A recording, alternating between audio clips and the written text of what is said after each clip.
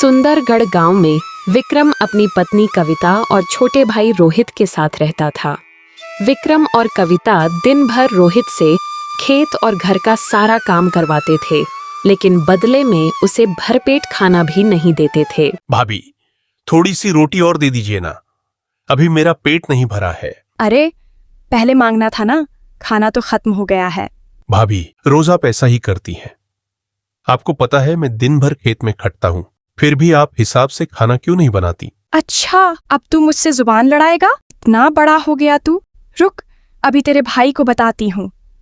अजी सुनते हो, देखो रोहित आज मुझसे कैसे बहस कर रहा है। क्या बात है कविता, क्यों चिल्ला रही हो? देखिए ना, खाना खत्म हो गया तो रोहित मुझसे जुबान लड़ा रहा है। भैया, भाभी झूठ बोल रही हैं। ये मुझे कभी भरपेट खाना नहीं देती। चुप कर, बकवास बंद कर अपनी। भाभी से जुबान लड़ाते शर्म नहीं आती? मैं खेत जा रहा हूँ, तुम भी जल्दी आ जाना। कविता के कहने पर रोहित को खेत जाने से पहले पूरे आंगन में झाड़ू लगानी पड़ी, जिसके कारण वह खेत बहुत देर से पहुंचा। आने में इतनी देर क्यों लगाई? कहीं मक्खी मार रहे थे क्या? भैया, भाभी ने आंगन में झाड़ू लगाने को कह दिया था, इसलिए थोड़ी देर हो गई। झूठ पे झूठ बोलता रहता है। चल काम पे लग जा, कामचोर कहीं का। भैया, मेहनत हम दोनों बराबर करते हैं। अगर मैं इतना ही बुरा हूं तो मुझे मेरे हिस्से की जमीन दे दीजिए। हिस्से की बात सुनकर विक्रम आग बबूला हो गया। उसने घर जाकर कविता को यह बात बताई। कविता ने साफ कह दिया कि अगर जमीन का एक टुकड़ा भी रोहित को दिया तो वह मायके चली जाएगी। रोहित तेज बुखार में खेत की जमीन पर बैठ गया और रोते हुए अपने मरे हुए माँ बाप को याद करने लगा। तभी वहां से गुजर रहे सोमनाथ काका ने उसकी सारी बातें सुन लीं। बेटा रोहित, अपने आप को इतना कष्ट मत दे। तेरा भाई तेरी अहमियत कभी नहीं समझेगा। मेरी मानो तो तुम कुछ दिनों के लिए यह घर छोड़कर चले जाओ। काका जी, मैं अपने भाई को छोड़कर कहाँ जाऊंगा? बगल वाले गांव में मेरे दोस्त हैं, सेठ हरिशंकर। उन्हें काम के लिए एक ईमानदार लड़के की जरूरत है। तुम वहां चले जाओ, बहुत हल्का काम है। जब तुम्हारे भाई को तुम्हारी कमी खलेगी तब उसे समझ आएगा। तभी वहां विक्रम आ गया और उसने सोमनाथ काका को भला बुरा कहकर रोहित को दोबारा डांटा। रोहित का दिल पूरी तरह टूट चुका था। रात को जब विक्रम और कविता सो गए तो रोहित चुपके से घर से निकला और सोमनाथ काका से पता लेकर सीधा सेठ हरिशंकर के घर निकल गया।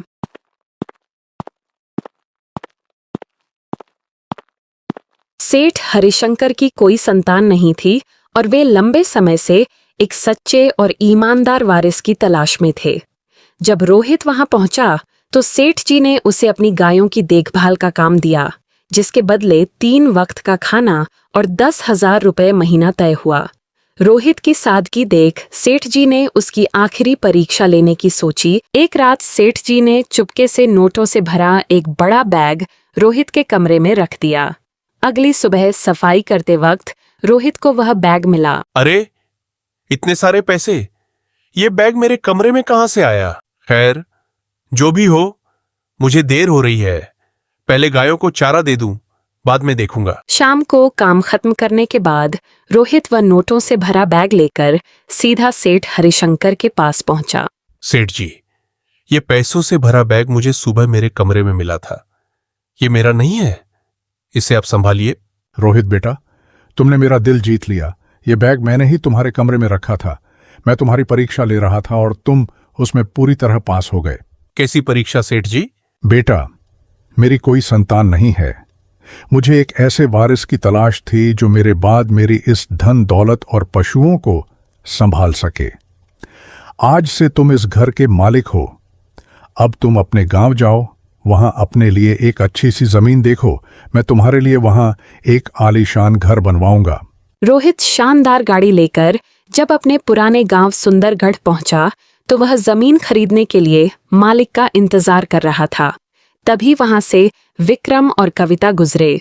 रोहित को गाड़ी के साथ देख दोनों जल भुन गए। अजी देखो, जो कह रहा था आपकी दहलीज पर कदम नहीं रखूंगा, आज गाड़ी चुराकर यहाँ मंडरा रहा है।